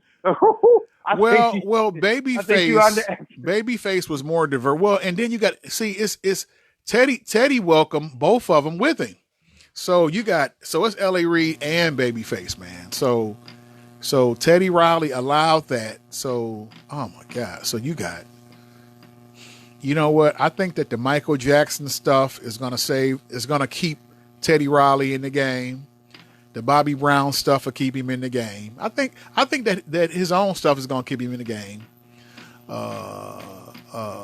Rump Shaker was a really big hit, but I hope you don't ever walk into a whole room of Teddy Riley fans. No, don't get it twisted. Listen, don't get it twisted. I love Teddy Riley. I'm a Teddy Riley fan, but For the, okay. But for the sake of the battle, I think that Babyface and L.A. Reid is going to clean his clock, man, for real. Landslide. That's my. When you was talking the other day about Dr. Dre and Kanye West going at it, right? Yeah. People were saying that they wanted to see. They would have liked Pharrell and Kanye. Dr. Dre. No, they would say, Charlemagne Pharrell. the God said Kanye and Pharrell. That's what they said. So. And then they said they wanted to see Dr. Dre and Puff Daddy go at it.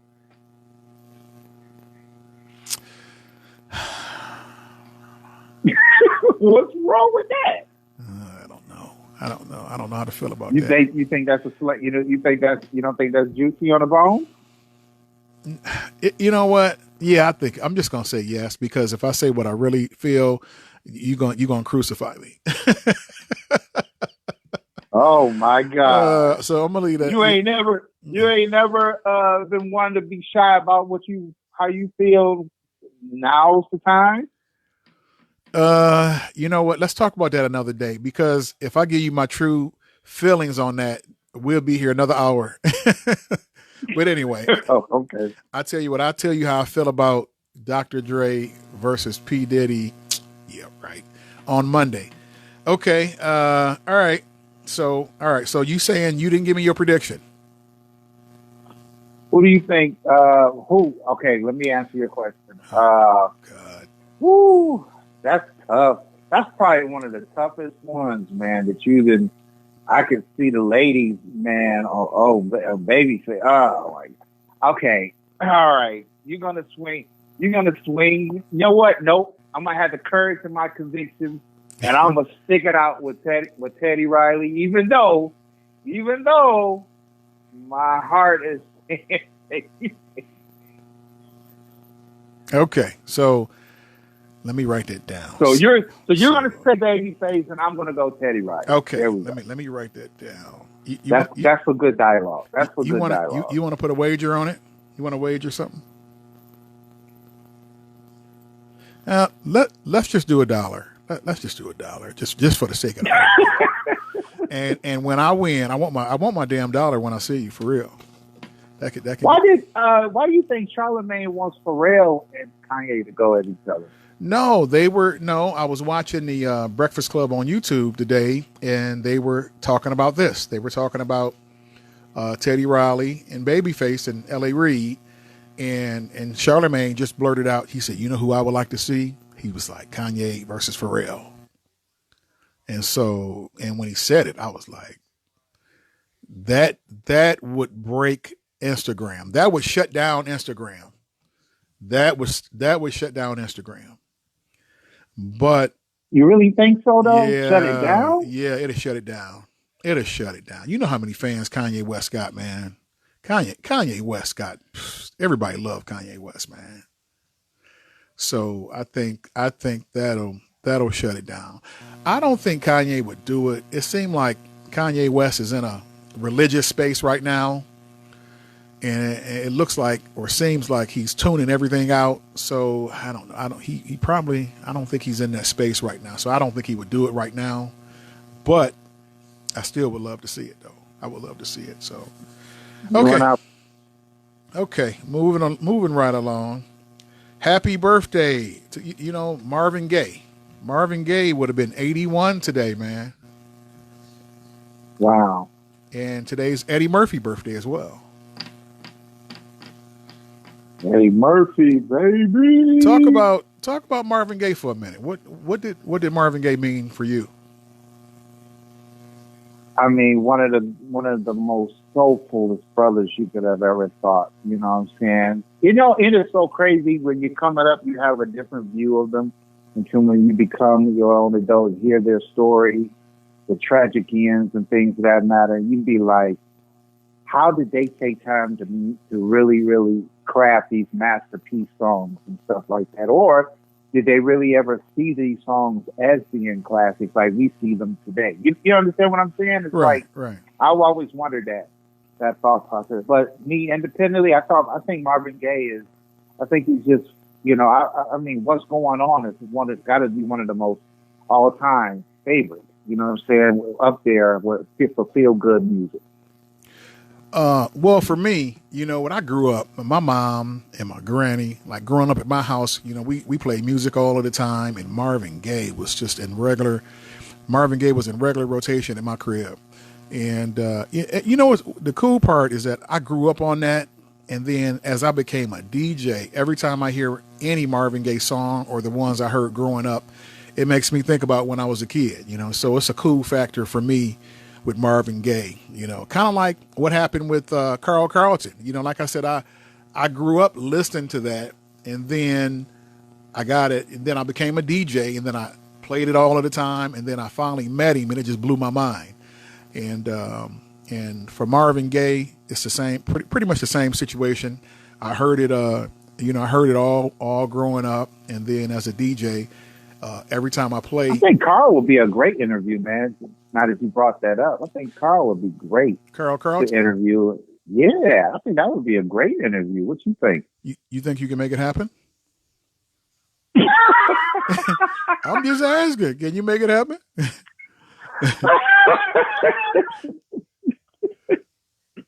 No, I just gotta laugh so hard because I never forget your first thoughts about that man.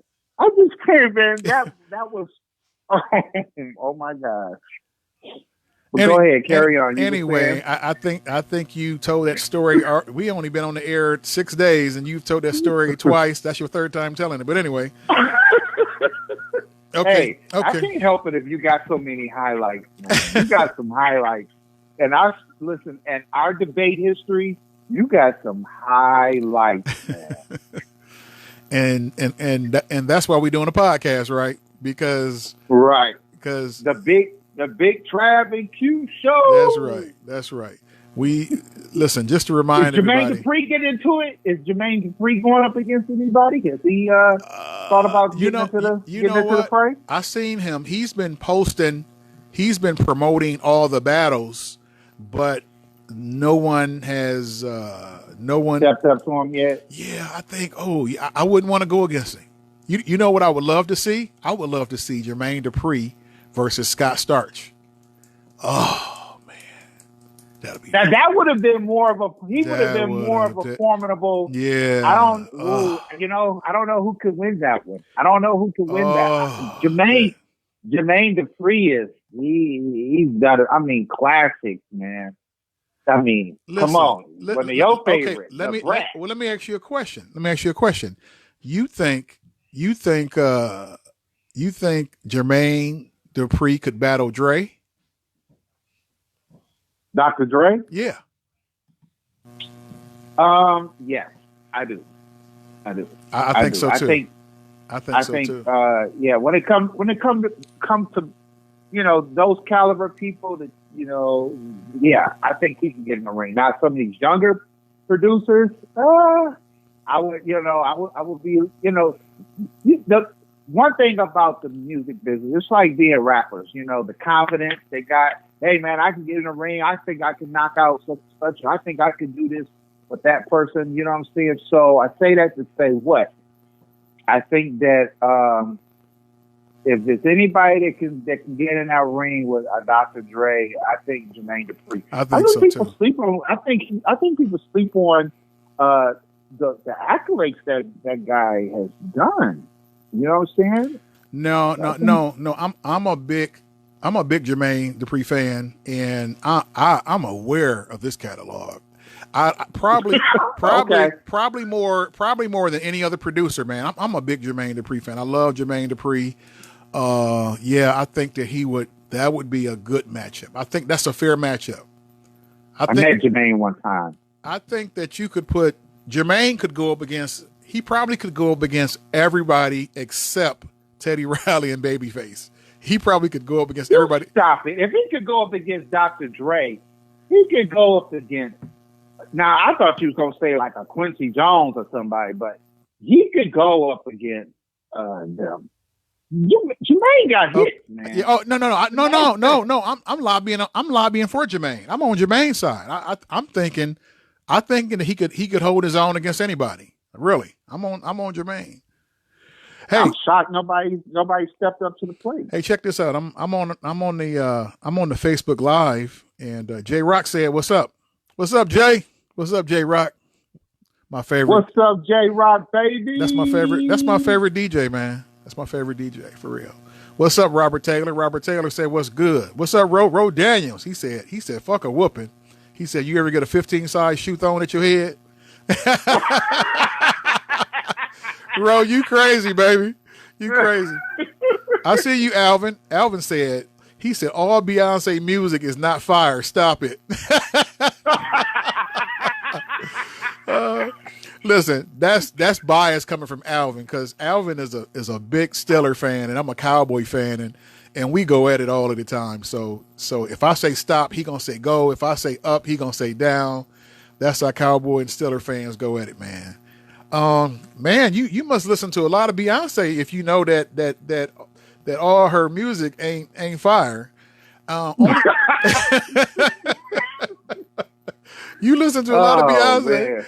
Oh man, listen, as a DJ, I don't get into the B-side stuff, man, but listen, everything that I've played, everything that I've heard, I mean, I haven't heard everything she got, but everything I've heard and played was straight fire for real, man. So to each their own, Mr. Alvin Chapman.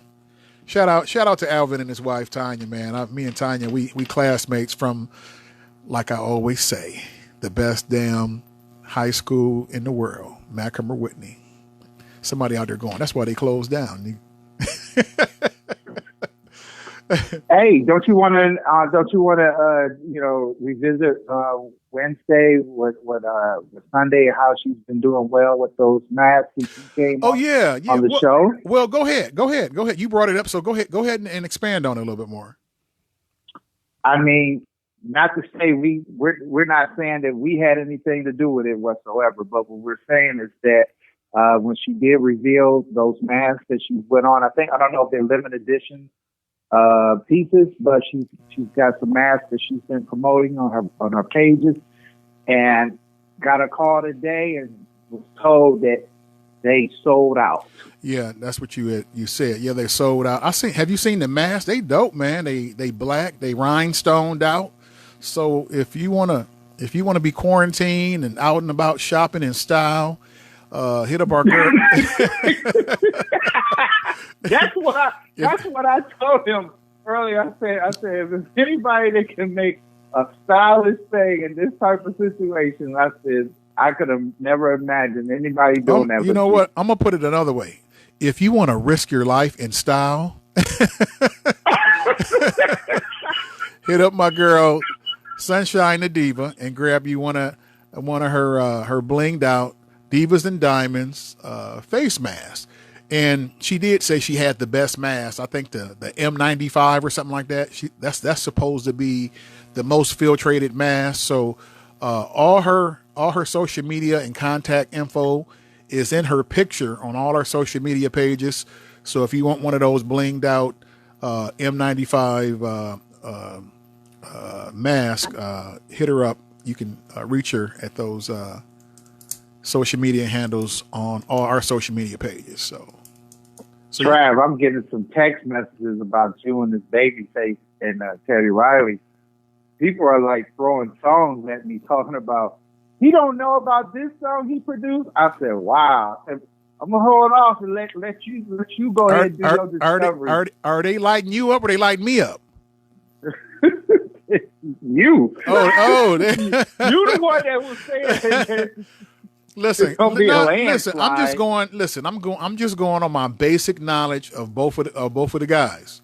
So on my basic knowledge of both of the guys, to me it looks like a landslide. It looks like a landslide. I wonder what J Rock would say to that. I would like J Rock. We should get J Rock to call in one time. I want to see what he would think about something like that. Okay, J Rock, if you're watching, call in. We want your opinion on Teddy Riley versus Babyface and L.A. Reid, man. You got my number.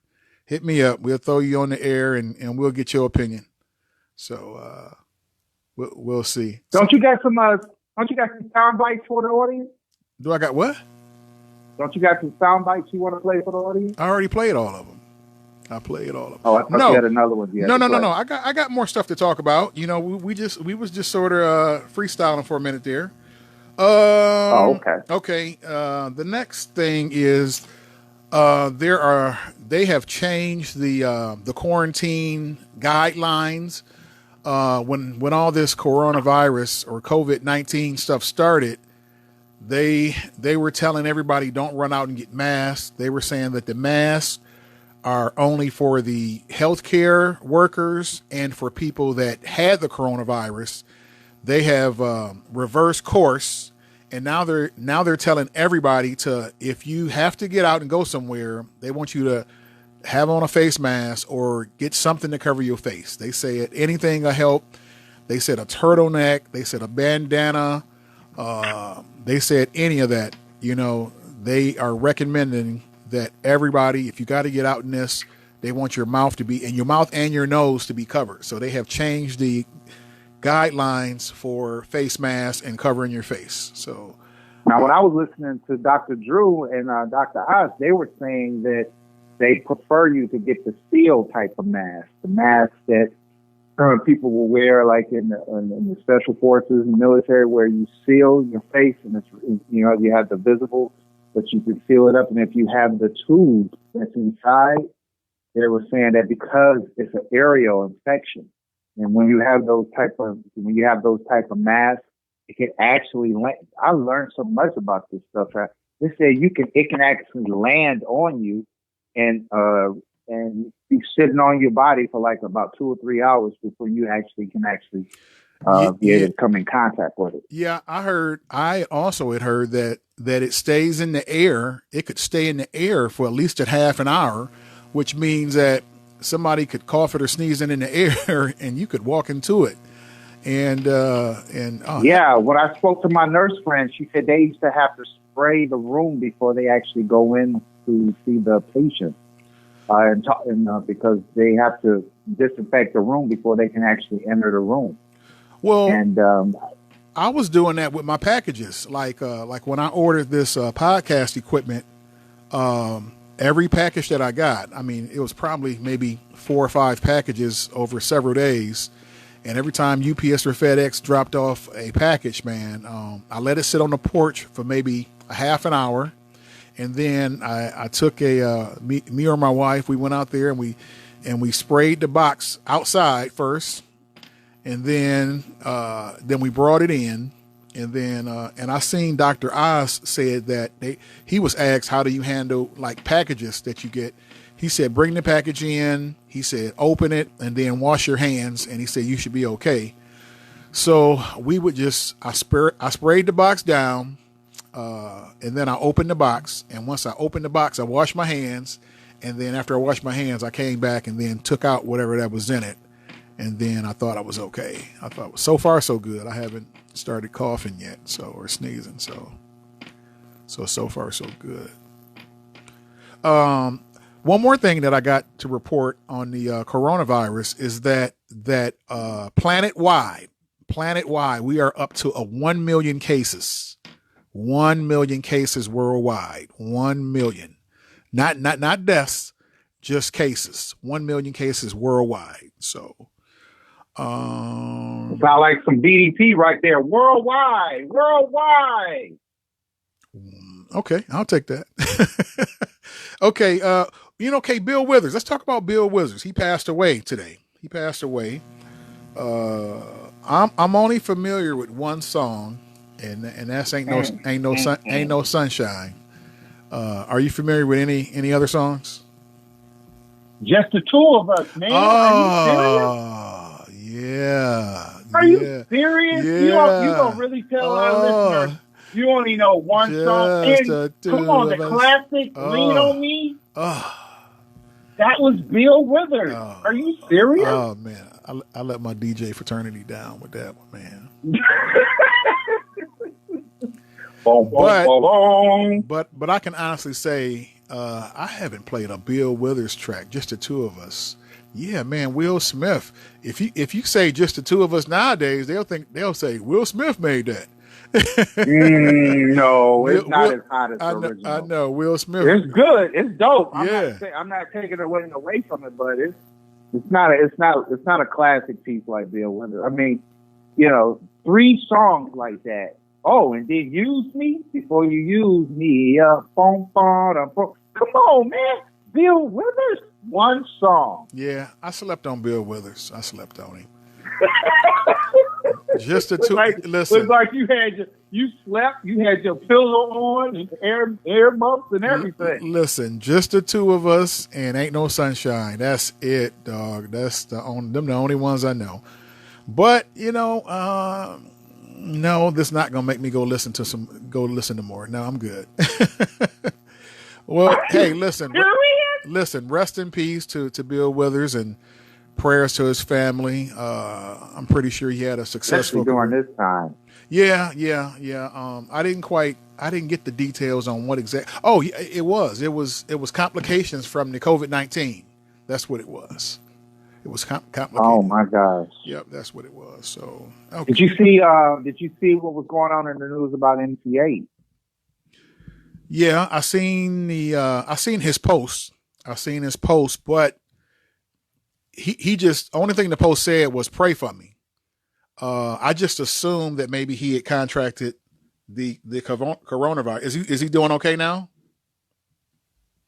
I don't know if there's any updates, but I just know that he was in the hospital. So, let's definitely put our prayers, behind MC8. We hope everything works out well for him.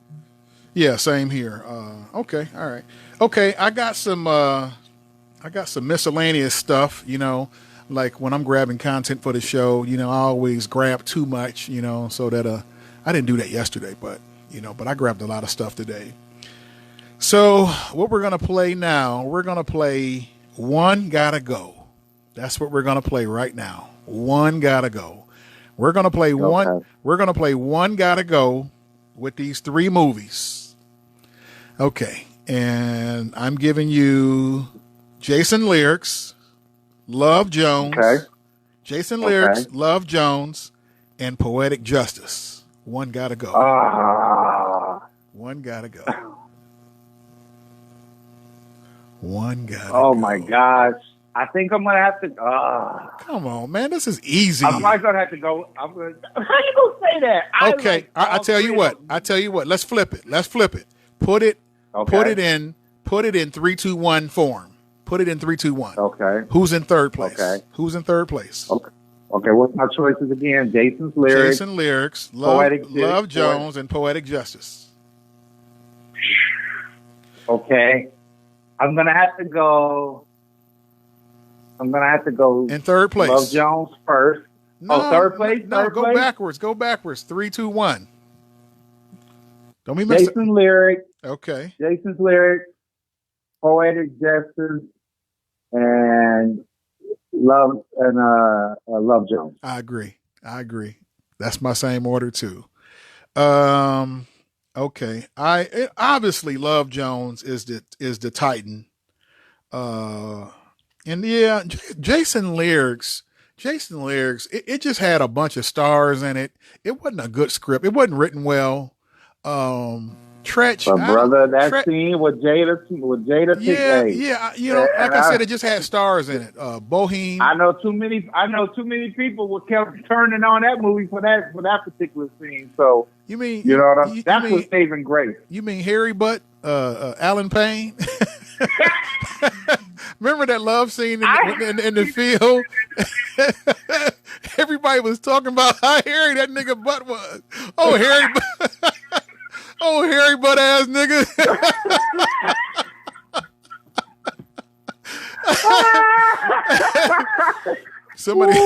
Somebody out there like, what you doing looking at his butt? He was in the movie, dog. You know what, man? People is so mean, man. I mean, black folks find a way to talk about you, don't they? They find a way to talk about you, man. Oh, hairy butt ass. But there was a comedian that was saying he was like, I bet you that's not Will Smith's favorite film. Oh man, that was hilarious. Yeah, Boheme. God, God, I forget Bohem's last name, but the guy that played in Tupac's video. I ain't mad at you. I forget. And he was in Queen and Slim. Queen and Slim. Yeah, he was, man. He's still getting work. Tretch. Oh, Tretch was horrible. Tretch was you know what? I wonder how the Southern people felt about that. They had a dude from New Jersey doing a Southern accent, man. Oh man. Oh, all of those rappers in Atlanta, all doing a Southern accent. You know, maybe he has some Southern roots, but maybe he wasn't trying. You know, I don't know. We all migrated at some point in time. Oh, okay, all right. Well, I think they should. They should have got a Southern actor with a Southern accent to play Tretch Park, man. But you know, maybe the producer. What about Forrest Whitaker? What about his acting in the movie? You know what? That was my second experience with Forrest Whitaker. My first experience was, what was that? Was that The Crying Game? Was that The Crying Game that he was in? Was that the movie where the... Well, I was introduced to him in the movie Bird. A lot of people might not know about the movie Bird, but he played a blues jazz. It was based off a documentary about Bird. He was a famous jazz blues singer back then. I know you probably won't know about it, but it was really good. Yeah, my first experience, I think that was the first movie I seen Forrest Whitaker in. I think, ain't that The Crying Game? No, we're lying. I know I'm lying. Fast Time at Richmond High. He was in that movie. Oh no, I didn't. I seen that, but I can't recall. I seen it, but I can't recall him in the movie. So, let's just move on. Do what? Just move on. If you can't remember it, yeah. I just had to remember it. I was like, because I remember them showing all the people that were like major stars before they became who they were. They were showing movies that they were all in, and I remember Fast Time at Richmond High. They was talking about that one too. Oh, okay. Well, I seen the movie. Now, why did you pick? I know my reason. What was your reason for picking Love Jones over Poetic Justice? Well, you know what? It was the first time that I seen spoken word poetry. It was the first time, and I just thought it was. Oh man, when I first heard those guys rapping, I take that back. I think I heard some spoken word in Mo Better Blues. They done some spoken word in Mo Better Blues. So, but Love Jones kind of centered the movie on spoken word, and I really appreciated it. I love Bill Bellamy in the movie. I love Isaiah Washington in the movie. Fire, man. And of course, that was fire. Lorenz Tate, Nia Long, man. It was just a dope. Yes. It was a dope movie. And then I love the part when Nia Long is in the car with her friend, and her friend be like, "Well, did you fuck him?" And she was beating around the bush, and she said, and she was like, she said, "Bitch, what you do? Messed around and slipped and fell on his dick?" And that was so funny. That was funny. What about the Inkwell? Did you ever used to rock with the Inkwell? The what? The Inkwell. What the hell is that, man? The Inkwell. You never saw the Inkwell? Don't be acting like I'm the only nigga ain't never seen the Inkwell. What is that? What is the Inkwell? Oh my God. You saying Look it up. You saying Inkwell, you saying Inkwell like it's Love Jones. But I will listen. I'm gonna listen to you because you reacted the same way when I told you I didn't see Last Dragon, and I seen Last Dragon, and I was embarrassed that I hadn't seen it before. So have you watched it again since then? No, I haven't. I really enjoyed it. But Inkwell, I wrote it down. Inkwell. Okay. I tell you what, give me a little. Do you want to know who's in it? Who's in it? Lorenz Tate. Okay. That's it? And Jada. Damn. Jada Pinkett. I thought I seen all the Jada's movies. Yeah. Really? Oh wow. Yeah. Dwayne Martin's in there too. She must have been 12 years old when that shit came out. Guess what? What was up? Jade made their first cameo appearance in that movie too. Who? Jade. Don't walk away. Don't walk away. Okay. All right. Yeah. I'm a big Jade fan. I love Jade back in the day. I was in college. I'm shocked you never seen that movie. No, I'm a Jada and Lorenz Tate movie that I haven't seen. You know what? I'm hoping that it's a situation where I've seen it before and just forgot the name of it because Morris Chestnut was in there too. So you looking like I really don't know. Really don't know what that all these people, and I've never seen it before. I'm pretty sure there's somebody out there that's listening to us. I'm pretty sure they've seen that movie. What was that movie? What was that Nia Long movie? I think it was Nia Long, Whoopi Goldberg, Dan, and Will Smith. You remember that movie?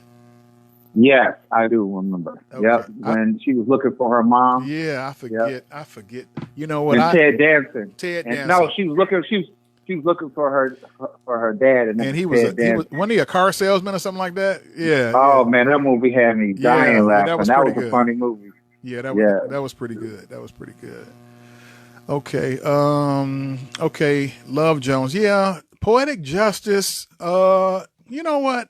Once again, I think that go in the category with Jason lyrics from the standpoint of it was just a bunch of stars in there, but it was just a bad script, man. I mean, it was you know what? Tupac made it entertaining. You know, what's his name? Guy Torrey. That's not Guy, is it? What's his brother name? Joe Torre. Joe Torre. Joe Torre. Yeah, Joe Torre. When he was brushing his hair and backhand Regina. Yeah, you know what? Poetic Justice. It had its moments, but it was a bad script. I didn't like. Oh man, he was. You know, they drove the mail truck. You know, to his boy house. And then he got there. I didn't like the ending. He was like, "Oh, because of you, bitch. You know, my cousin got killed." And I wouldn't feel, you know, I was like, what? I wasn't feeling that, man. I wasn't feeling that. I was like, oh, really? You gonna blame Janet? Some people still think it's still a classic movie, though. You know, some people think it's still classic. Yeah, you know, I guess it is. It's enjoyable. It's enjoyable, but you know, it's enjoyable. But the script wasn't that great. You know what I'm saying? So. But you liked it better than Jason's lyrics. Yeah, so. I did. Yeah, I did. Okay. I did. You know, and yeah, it was Jason's lyrics. Oh man, that story was horrible. Move along, Travis. Yeah, okay. Don't keep defecating on that movie. Yeah, man. We got to wrap it up anyway. Okay. Any last words? Any last words? Any last words? To put that on it. Any last words? Well, I'm excited about tomorrow and our special guest interview as well. I think people are going to really learn a lot from this particular guy. It's going to be, we're going to be interviewing with. Okay. And today, I just want to let everybody know, man. You know, the big Trav and Q show, man. We're full effect, you know, and we really love and appreciate everybody who's been supporting us. We're going to say keep it coming. I've been getting a lot of, legitimately, I've been getting a lot of people who've been giving me some good feedback, and people are really loving what we're doing. They're saying, hey, we can't wait to see you guys on screen together, and I can't wait to do that as well. I can't wait to get in there and hang out with my buddy, Big Trav. Yeah, neither can I. I can't wait till you get here. It's probably going to be it's going to be after May 1st, so we at least know that much. So, but anyway, hey, boys and girls, until tomorrow. It's the Big Trav and Q show. They waiting for just another damn podcast. Now let's go. Go.